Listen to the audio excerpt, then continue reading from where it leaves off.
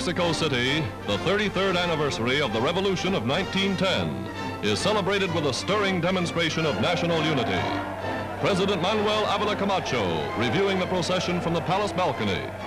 Colorful pageantry depicting the birth of new social rights for the working people of this great Central American nation.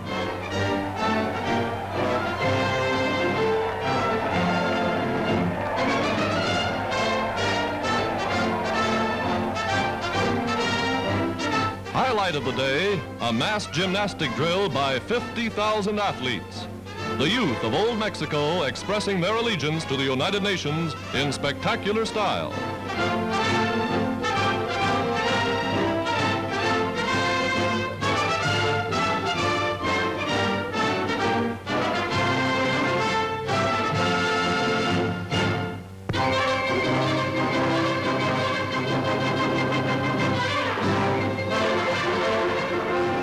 Artillerymen in Australia stage a Wild West show for servicemen on furlough. 60,000, the greatest crowd ever assembled in Brisbane, see Yanks and Anzacs compete in a thrilling steer riding contest.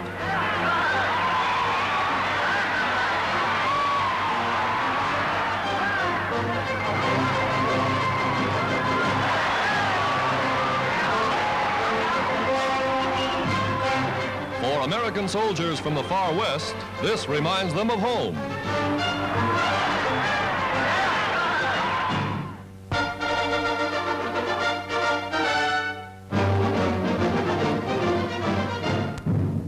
Troop transport gliders line the field of an American Army Air Force base as airborne infantrymen prepare to go aloft. Gliders like these have seen service in Africa and in Sicily. Modern invasion tactics call for split-second timing, and no sooner does one craft leave the ground before another is speeding on its way.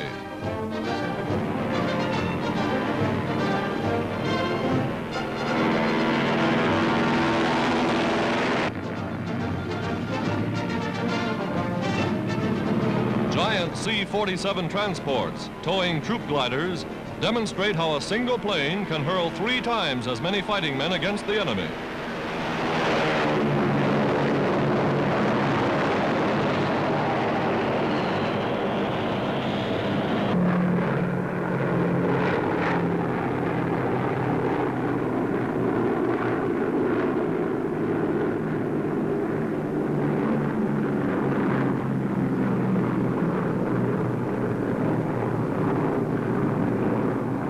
Over the objective, the tow line is dropped. As the transport flies on, the gliders circle for a landing.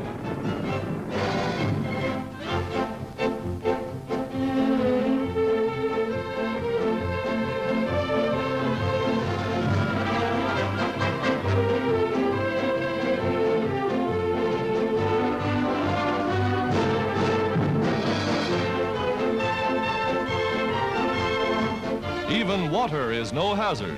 Landings like this may sometimes be necessary, and the men are ready for any emergency.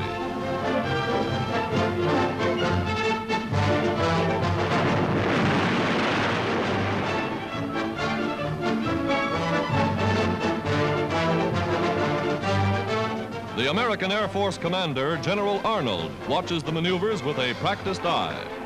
For today, men of the airborne commands are playing an increasingly important role in modern war.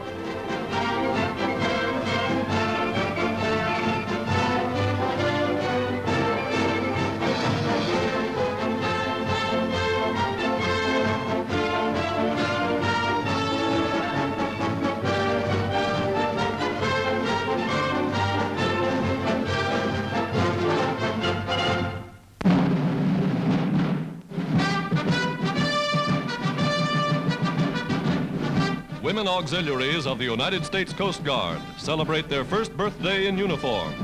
Mrs. Roosevelt, flanked by heads of all the women's service organizations, takes the salute as the Washington unit parades past the White House.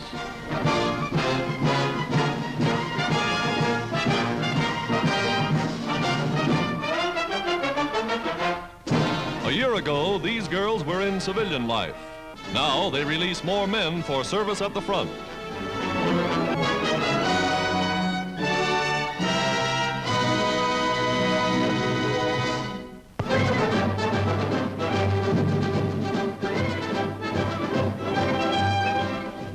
famous tennis stars, 3 Australians and an American, meet in Sydney.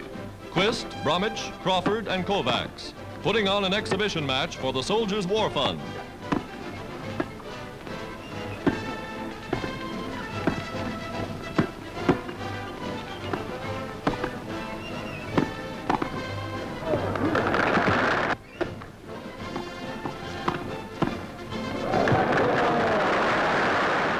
Keen for sports, the servicemen see Quist and Bromwich still the world's champion doubles team.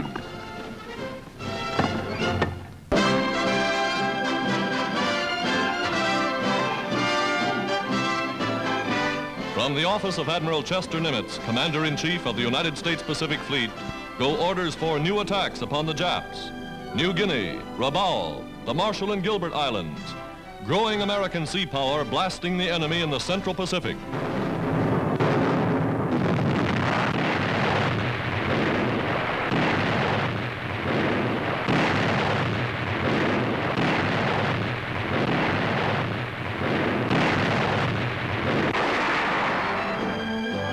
At a jungle headquarters post in the Solomon Islands, Admiral William Halsey, Naval Chief in the Southwest Pacific, and Rear Admiral Wilkinson coordinate their sea and air forces in a drive against the remaining Japanese bases in this area.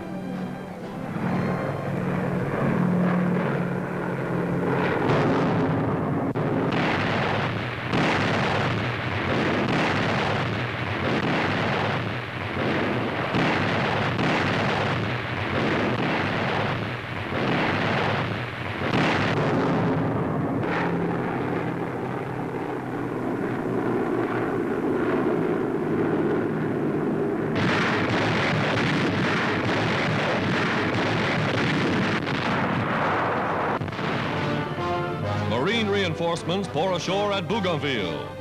Amphibious forces rolling in through the surf of Empress Augusta Bay.